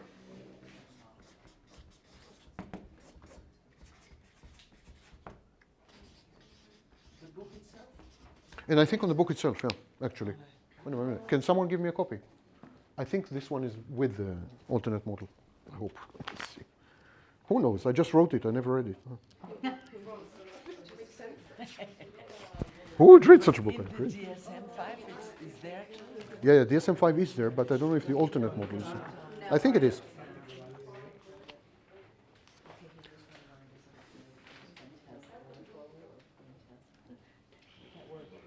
Yes, there is God. The alternate model is on page 43. Thank you. And what is that website again? I can't read. No need for website. It's on the book, in the book. Page 43. And this ultimate model. Alternate. Alternate. Alternativa. Alternate model. Page 43. The reason I would like you to read it, because for a change, the DSM committee succeeded to get it right. It's an excellent description of pathological narcissism. The DSM-4 is an abomination. DSM-3 is the original sin. DSM-4 is 5 is a really good description of pathological narcissism. And of course, the reason is that we moved from a categorical perception of mental illnesses to a dimensional perception of mental illnesses. There's been a major shift in the DSM-5. It's not only a question of listing symptoms, but the whole thinking changed. And instead of categorizing people, they began to think in dimensional terms. People along dimensions, disorders along dimensions. Very nice, very flexible thinking. And an excellent description of pathological narcissism. Now, I know that most of you know what I'm about to say, but some of you don't. So have some empathy and be patient. I'm going to discuss what? No? What? I feel all the time analyze from the right and synthesize from the left. Yeah. Yeah. Okay, ladies and gentlemen. So now I would like to briefly mention the typology of narcissists. Again, most of you know it, but for those of you who don't. So first of all, of course, Lydia, tomorrow we would need many additional pages. I'm about to finish them. Can you make a note somewhere, mental or otherwise? Okay, you're fired. Now,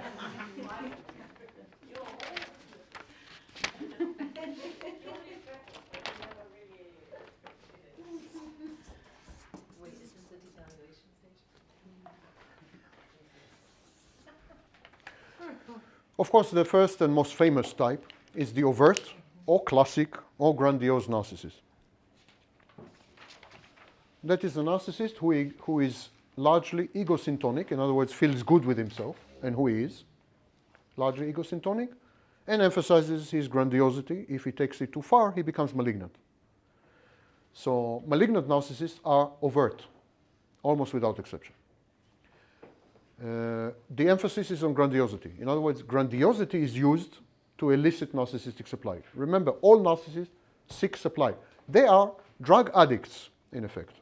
And I have used, in my book, I suggest that narcissism can be also conceived as an addictive disorder of addiction, because they're addicted to a drug called narcissistic supply, and they have all the typical behaviors of junkies. Typical. Junkies don't have empathy, they're ruthless, etc., etc. Narcissists are the same in the pursuit of their drug. So, overt narcissist. Of course, the opposite of overt narcissist is, yes, covert narcissist. the most misunderstood term on the internet. All the self-proclaimed, self-imputed experts, including many with a lot of letters after the name, get it wrong. Try not to learn about covert narcissists from the internet. Covert narcissist is a term which was invented and described by Akhtar in 1987. Covert narcissist is a narcissist who cannot obtain supply directly because he or she is shy and fragile, vulnerable. He is afraid of rejection, so he is socially avoidant or socially anxious. It's a combination of narcissism with social anxiety. Because this narcissist cannot obtain supply directly, he's afraid. He's afraid to approach people for supply. He's afraid to be rejected. The pain is too big. Because he cannot do it, he ends up either being frustrated by the lack of supply, in a constant state of deficient supply, or he ends up being passive-aggressive, manipulating other people to obtain supply for him, or manipulating other people so that he can feel superior, and so on. So he's a kind of background narcissist. Subtype of covert narcissist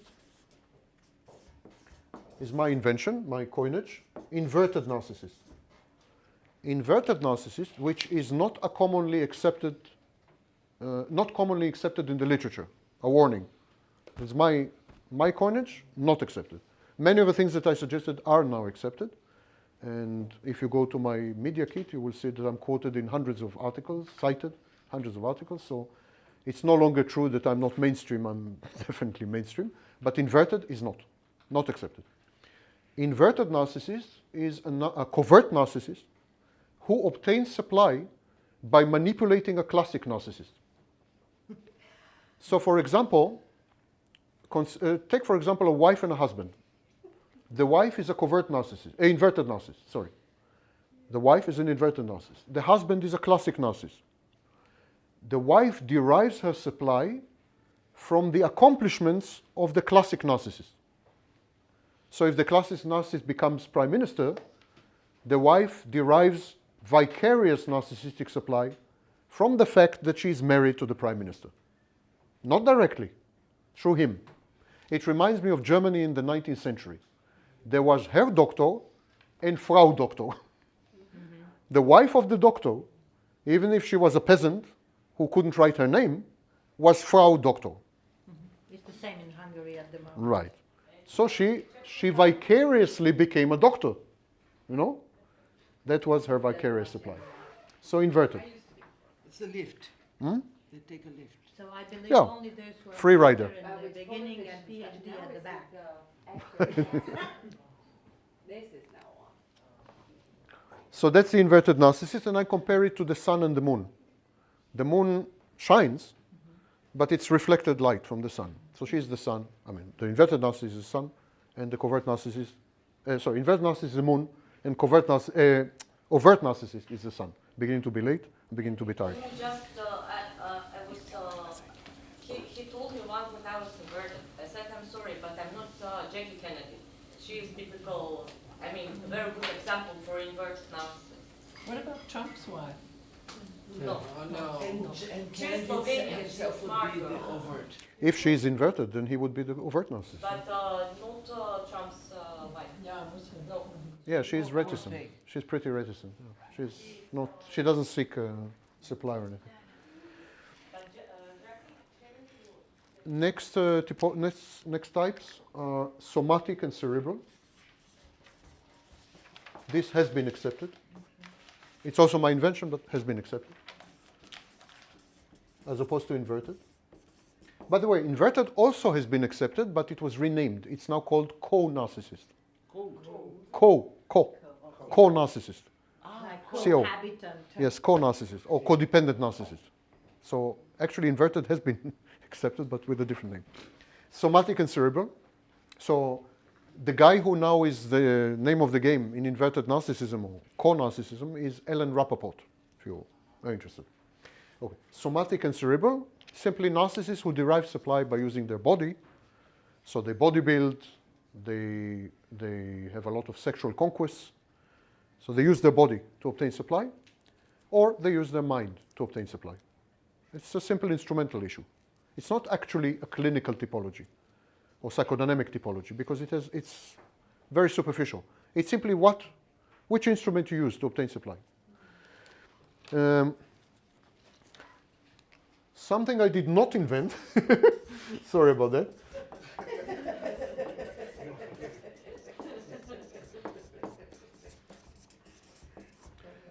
Professor Millman invented acquired situational narcissism. It's narcissism induced temporarily for a period of time in people who are suddenly exposed to a lot of narcissistic supply. So for example, rock stars, politicians who suddenly ascend to like Macron in France, suddenly, Football player then. or football players who suddenly, suddenly. The emphasis is on sudden fame, sudden celebrity, sudden money, sudden. This infusion of narcissistic supply is so enormous that the person reacts with narcissistic defenses and for a while becomes a narcissist. So this is acquired situational narcissism. Does that apply to when you were discussing the therapist's narcissistic defenses? Does that apply as well? Could be. I think if the therapist reacts to idealization that way, then yes, it would qualify as acquired situational narcissism, because idealization would be the narcissistic supply, and he would react with narcissism.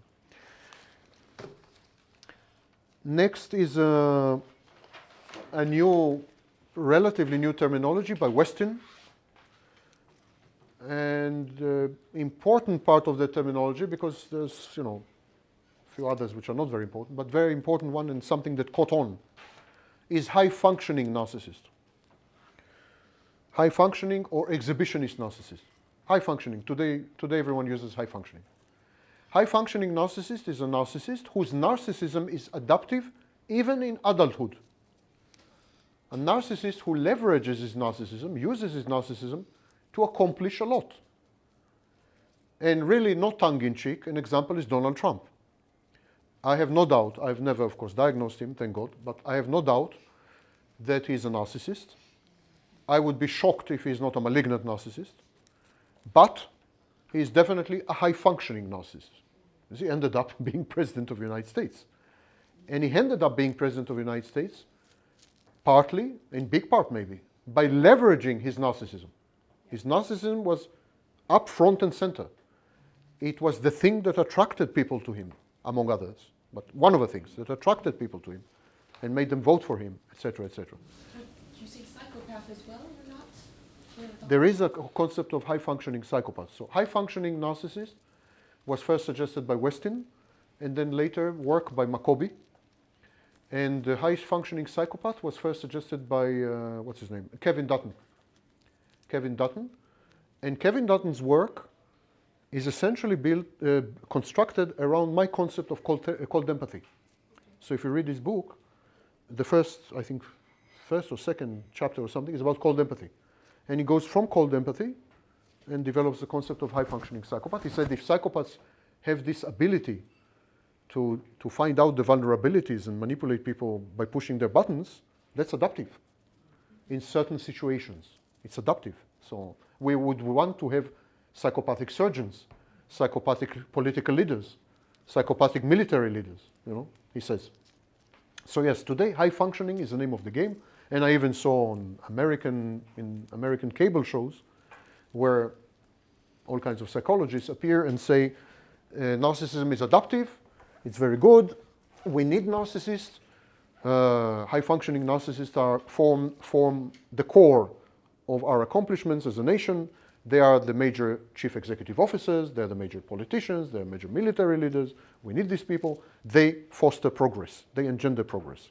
So today there is a whole movement of essentially psychologists who are saying that actually there was a misconception of narcissism. It's actually a good thing. It's an evolutionary strategy and a good adaptation even in adulthood of course, they forget to mention that it is a good adaptation in adulthood in a narcissistic world. Exactly like psychopathy would be extremely adaptive in Nazi Germany. I mean, if you were healthy, empathic person in Nazi Germany, you would need to see a therapist. Something's wrong with you. So in a narcissistic and psychopathic civilization, culture, and society, yes, narcissism would be an adaptation. And I will tell you something shocking. I think it was last July, I'm not sure, it's on my website somewhere. The National Academy of Sciences in the United States published a cover story advising parents to transform their children into budding narcissists. It was a cover story. Make your children a narcissist. I have it, I can find it for you if you want. Yeah. New Scientist, it was on the cover of New Scientist. And New Scientist is the magazine, the organ of the National Academy of Sciences in the United States. And on the cover was, parents, teach your children to be narcissists. And you know what? Technically they're right. The more narcissistic society is, the better, I mean, narcissists get ahead, as we see. So, I don't know, what can you say? For instance, if you tell someone, listen, it's bad to be a narcissist, come, I will apply cold therapy, you will lose your narcissism. He would say, why would I want that? I mean, Donald Trump is president, why would I want it? I guess it depends for who it is good, maybe for them, but maybe for the spouse, they would rather him not be. So, okay, most narcissists end up in therapy because of spouses and other obnoxious animals like judges. So, it's true. But really, what do you say to someone when you tell him, listen, I can cure your narcissism, I can remove your narcissism? You say, well, are you crazy? It's the only asset I have. Look at Donald Trump, he became president. Why would I not want to be a narcissist? And you know, I went to Russia. I've spent the last 6 months in Russia. And you know what, everyone, and I gave massive lectures and seminars, hundreds of therapies, and so on. And you know what all of them told me? Can you, it's all very interesting, thank you very much for coming, Mr. Vaknin, and so on. Can you make a seminar on how to be more narcissistic and more psychopathic? That was the end? Sorry? That was the conclusion that they asked? Yes, they were very polite because they're Russians, so they sat through this extremely excruciating and boring presentation, which I had no interest in. And then they asked me, can you make something interesting? Like how to be more narcissistic and psychopathic? Because in our society, they told me, women told me about their husbands, men told me about politicians. In our society, everyone who gets ahead is a psychopath. And also probably narcissistic. So can you teach us how to be like that so that we can get ahead? And really in Russia, I think they're right. I mean, it's a society totally plagued by psychopathy, where psychopathy is elevated as a value system. What about China? I've never been to China. But I heard it's very narcissistic. Yes. I've received letters from people, I mean, social workers and therapists there, and they tell me it's very narcissistic. I've never been, but Russia, I've just spent 6 months. It's utterly psychopathic society. Utterly. Try to hide his Putin is an overt psychopath, if you want. It's a completely psychopathic society, where psychopaths get ahead, accumulate wealth, attain positions of power. have to hide it a bit to be elected and have something in Russia, maybe that's the difference. In Europe, you have to hide it a bit. In America, in the United States, you used to have to hide it. It was politically correct and so on. But Trump attacked political correctness head on. Head on. He didn't hide the fact that he thinks political correctness is a very incorrect move. So Trump changed the rules of the game, 100%. Whatever happens. I mean, he's a lousy president, he's very likely to self-implode, but he changed the rules of the game. America will never be the same again. Never, ever. Sam, you identified Obama before him. Sorry? You identified Obama as... Yes, the narcissism started, narcissists in positions of supreme power in the United States started with Clinton, not with Obama. No, but I remember you used to identify Obama, but you focused... Actually, I didn't, to be utterly precise, I did not. What I did is write an article when Obama was a senator. Before he was president, when he was a senator. And I said, listen, this guy has, I don't know if he's a narcissist or if he is narcissistic. So the title of the article, which was replicated on like 4 million websites, title of the article was Barack Obama, narcissist or narcissistic? That was the title. And I did not reach a conclusion in the article. I didn't say if... but for Trump, I have no doubt. I mean, so for me, as far, I don't have doubt, and well over 1,000 therapists and psychologists and diagnosticians have no doubt. And a professor from Harvard. I mean, you name it. On Psychology Today, on almost no one in the profession has any doubt that he's a malignant narcissist.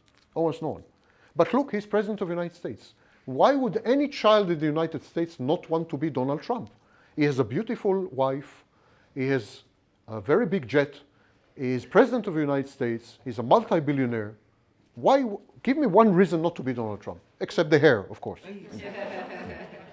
I mean, why not to? I want to ask you something. Sam. I have a question. Sure, Bruno. Go ahead. Actually, it's two questions or three in one. Let me. So first one, what was the thing that you told the Russians? Did you say, like, I will not do the seminar, how to become a better... When they asked me about this, how to be better therapists and Psychopath. Yeah. No, I said, listen, that's not what I do. I come to heal. I don't come to make matters worse. Okay, and I appreciate it because I think that, as you said, the narcissism is basically destructive, or if I understand right. And the second question is if you would like to elaborate sometime, because I understand that now it's focused on this therapy and advancing it, but would you like to maybe sometime as a creative exercise elaborate on how this narcissism in those countries where it is very much appreciated lead to destruction of the entire society? That I would appreciate. So. Yes, if no one objects, I can answer now.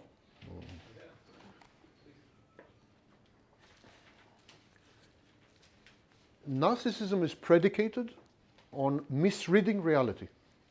There is no narcissism if you read reality properly. It's only predicated on misreading reality. Think about the following: false self, fantastic grandiosity. So if you appreciate reality properly, you can never have a narcissist. That's point number one, misreading reality. Point number two, narcissist is addictive. Now we know that in addiction, there is escalation. No addiction is static. There is no such thing as static addiction. You start with one shot of heroin, but you never end with one shot of heroin. You end with overdose. Period. All addictions escalate. Narcissism is not an exception. It's an addiction, so it starts with one shot of narcissistic supply, and then it escalates. As it escalates, the narcissist is forced into desperation, forced to become more and more everything, more and more grandiose, more and more fantastic, more and more clown. Donald Trump, I used to live in New York. I lived in New York in the 80s, and Donald Trump was a clown, absolute clown. He would come to talk shows, and the host felt completely comfortable to ruffle his hair, to make him dance like a bear. I'm not kidding you. He was a clown. So, and his clowniness escalated because if he did not agree to do some things, they would lose interest. He had to attract their attention by becoming more and more and more of a clown. So, narcissism is an escalating behavior.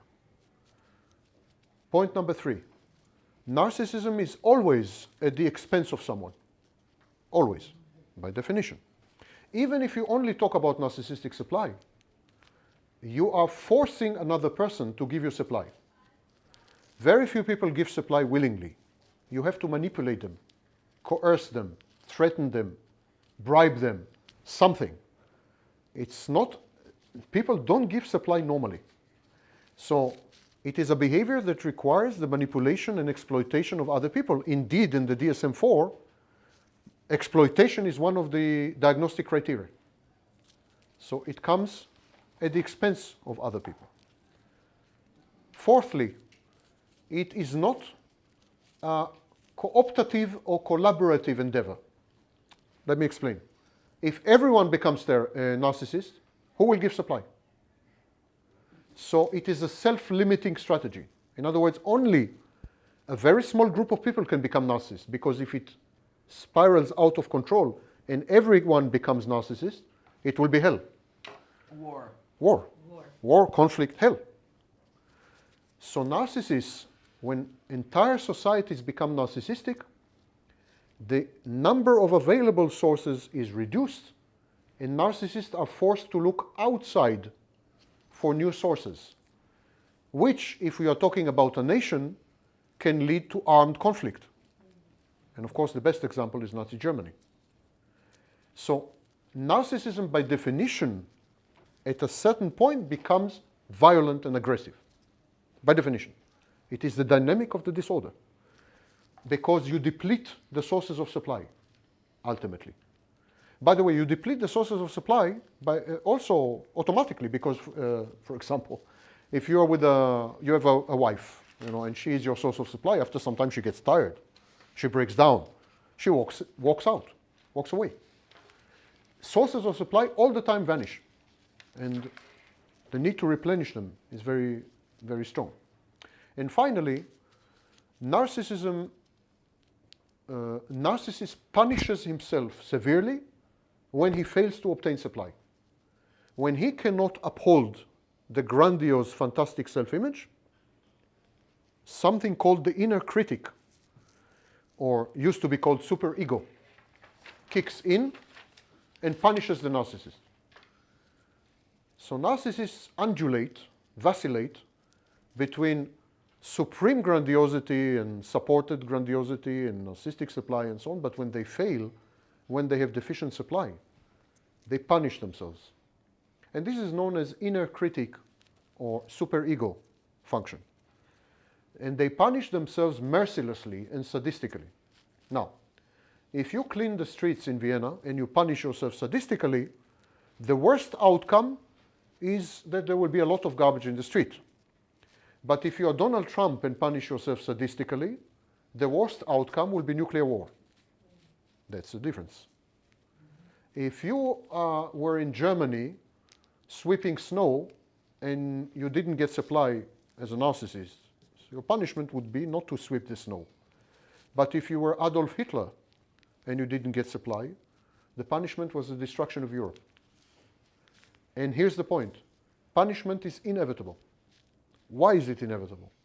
Because of the escalation that I mentioned earlier.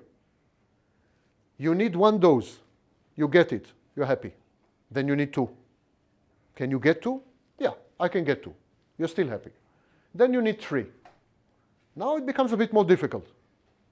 But what if you need 40 doses, 50 doses, 100 doses? It's very difficult to obtain such doses from the environment. So you are more and more frequently in a state of deficient supply. More and more. A lot more of your time goes on searching for supply, and a lot more of your time goes on failing to find supply. Now, the inner critic or the superego, whatever you want to call it, kicks in. Now you need to punish yourself. Now you punish yourself. And again, if you are the leader of a country, it has countrywide implications. If you are a leader of Russia or United States or Nazi Germany, it has global implications. That's a risk. That's a risk in narcissism. It's a self-imploding disorder because it is constructed on ever-escalating addiction. When what is consumed is not heroin, but other people. And people don't agree to be consumed forever. So it forces you to expand your circle. And again, if you're a leader, you expand your circle by conquering other territories. So it's war. This is dynamics.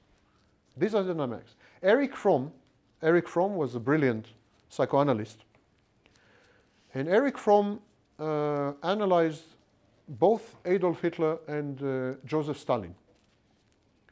And in 1941, if my memory doesn't fail me, he suggested that both of them were narcissists. Imagine, no one was talking about narcissism in 1940s. Narcissism was invented in 1915 and forgotten. It was forgotten until the 1970s. In the 1970s, there was a guy called Franz Kohut with self-psychology, and Franz Kohut revived the interest in narcissism. In the 40s, 30s, 50s, no one talked about narcissism. It was dead subject. And yet when Fromm tried to find a disorder to describe Hitler, he resorted to this dead animal, narcissism. And he said Hitler, he didn't say Hitler is a psychopath. He said Hitler is a narcissist, and Stalin is a narcissist. Then, in I think 1943, sorry? Both? Yeah, both. Then in Do you agree with that? Yes. Yes. Then in 1943, the Office of Strategic Studies, OSS, the precursor to the CIA, constructed a psychological profile of Adolf Hitler. The profile is available online. You can download it. Fascinating, by the way. His sex life, his amazing things, you know? Things that are not known in the public. And even I was shocked to discover that books about Hitler, like Joachim Fass' book about Hitler, don't make use of this report. It's an amazing report, based on eyewitness accounts from inside the Third Reich. You know, pretty amazing report. And it's available online. You can download it and read it. And there, they describe Hitler. They were not Europeans, so they were not even aware that there is such a term as narcissism. Narcissism was a largely European thing until, I would say, the 70s, when Kohut started to do seminars, to make seminars in Chicago, by the way, the Chicago seminars. So they didn't know the word narcissism. But if you read the report, it's a narcissist. 100% narcissist. He needs attention, they describe a narcissist. The report's under the name of Office Strategic. OSS. You type OSS Hitler. Any other questions? Yeah, just one. I came to a realization that I need to define what is narcissistic supply better. So where can I find? Is there a chapter? There's a chapter, yes. Narcissistic supply. So I got a lot of homework to do. Yeah, it's again, the internet is a disservice to serious study in general and study of narcissism in particular. Because narcissistic supply is defined by many, many so-called experts as a need for attention. What if we just, as you did with this, rearranging the wheel of narcissism, what if we did the same to do with narcissistic supply? So educate everybody about this narcissistic supply and leave it on themselves, like to decide, like, are you a narcissist or not? Listen, there is this called narcissistic supply. Do you seek it out? Well, I think that's the work We don't have to deal with all the difficulties that Okay, I think that's the work I and many others have done over the last 20 years. In 2004, I had 250,000 members in my mailing list, for example. So it's not on the billboard still. I don't know. What? The narcissistic supply, you mean? It's on the billboard of the internet. I mean, you can't miss it. It's today the awareness of narcissism is much higher than it used to be. Unfortunately, many charlatans and so on enter the field, including so-called therapists, including so-called psychologists. I mean, psychologists and therapists, certified, numerous letters after the name. But they're charlatans in the sense